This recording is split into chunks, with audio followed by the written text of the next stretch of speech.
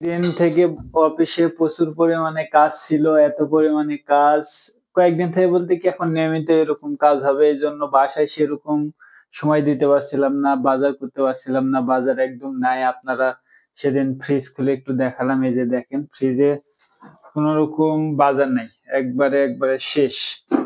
আজকে এইজন্য একটু ওয়াইফ বলল যে, যেভাবে হোক আজকে বাজার করতে হবে। আজকে অফিস শেষ করছি প্রায় ৯ টার দিকে। ৯ টা বাজে গেল অফিস শেষ করার পর চলে গেছি বাজারে। কারণ আজকে বাজার না করলে কালকে আর কোনো খাবার হবে না। এজন্য আজকে যেভাবে হোক বাজার করতে হবে। এজন্য গেছিলাম ৯ টার দিকে বাজার করতে। একটু বাজার করে নিয়ে আসলাম। বাজারগুলা এই যে বাজার নিয়ে আসছি। বাজার অনেকগুলাই করছি। এই যে সামিরের জন্য ঘি কিনছি। এই ঘিটা সামিরের সবচেয়ে বেশি পছন্দ।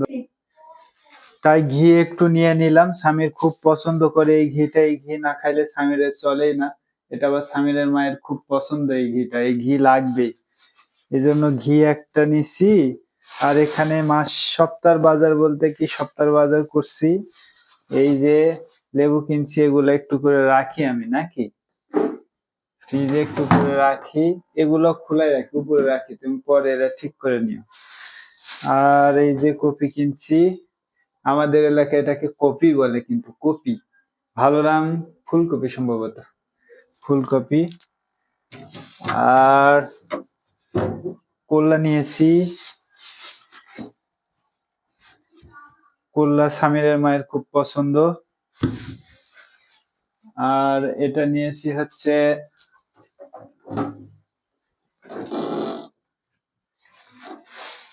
আর কি নিয়েছি, বাজার মোটামুটি করছি আলহামদুলিল্লাহ। বেশি বাজার করি নাই।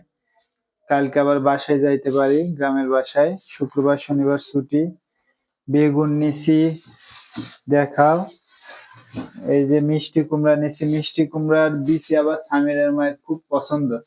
এই জন্য ওই মিষ্টি কুমড়া কিনলেই বলে যে হচ্ছে বিচি থাকতে হবে মিষ্টি কুমড়াতে, তাই না? এই জন্য বিচিও নিছি, বিচি সহ মিষ্টি কুমড়া নিছি। আর হচ্ছে সিম নিছি, আলু নিছি, বেগুন নিছি। এই তরকারি। এই হলো আমার এই সপ্তাহ পুরোপুরি মোটামুটি বাজার করছি আমি। মানে কোনোভাবেই হয়তোবা আমি সময় দিতে পারছি না। আপনাদের হয়তোবা আমি বলে বোঝাতে পারবো না যে এত পরিমাণে নতুন জায়গায় আবার পোস্টিং হয়েছে। খুব পরিমাণ ব্যস্ত ছিলাম, এত ব্যস্ত ছিলাম। এই কারণে এখন প্রতিনিয়মিত ফেসবুকে সেভাবে অ্যাক্টিভ থাকতে পারছি না, এত পরিমাণে কাজের প্রেশার। যাই হোক, ভিডিওগুলো আপনাদের কেমন লাগে সেটা আপনারা কমেন্টস অবশ্যই জানাবেন। কি কোথায় থেকে ভিডিও দেখছেন সেটা অবশ্যই জানাবেন। ধন্যবাদ। সালাম আলাইকুম।